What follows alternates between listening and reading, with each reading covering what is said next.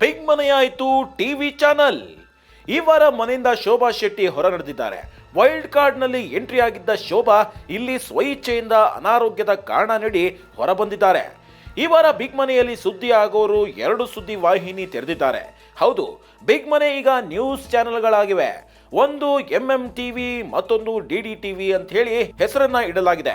ಈ ಚಾನೆಲ್ನಲ್ಲಿ ನ್ಯೂಸ್ ಓದೋದು, ಅಡಿಗೆ ಕಾರ್ಯಕ್ರಮ, ಹೀಗೆ ಮನೋರಂಜನೆಯ ಹಲವು ಆಯಾಮಗಳೊಂದಿಗೆ ಈ ವಾರ ಬಿಗ್ ಮನೆಯ ಸ್ಪರ್ಧಿಗಳು ಅಖಾಡಕ್ಕೆ ಇಳಿದಿದ್ದಾರೆ.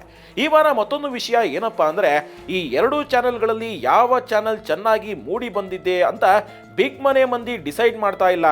ಬದಲಾಗಿ ವೀಕ್ಷಕರೇ ಈ ಅಭಿಪ್ರಾಯ ತಿಳಿಸೋದಕ್ಕೆ ಸೂಚಿಸಲಾಗಿದೆ. ಅದು ಹೇಗೆ ಅಂತೀರಾ? ಈಗ ಹೇಳ್ತೀವಿ ನೋಡಿ. ಹೌದು, ನಿಮಗೆ ಯಾವ ಚಾನೆಲ್ ಇಷ್ಟವಾಯಿತು ಅನ್ನೋದನ್ನ ವೀಕ್ಷಕರು ನಿರ್ಧಾರ ಮಾಡಬೇಕಿದೆ. ಜಿಯೋ ಸಿನಿಮಾ ಆಪ್ನಲ್ಲಿ ತಮ್ಮ ಮೆಚ್ಚಿನ ಟಿವಿ ಚಾನೆಲ್ ಯಾವುದು ಅಂತ ಹೇಳಿ ಜನಗಳೇ ವೋಟ್ ಮಾಡೋ ಮುಖಾಂತರ ಆರಿಸಿಕೊಳ್ತಾರೆ.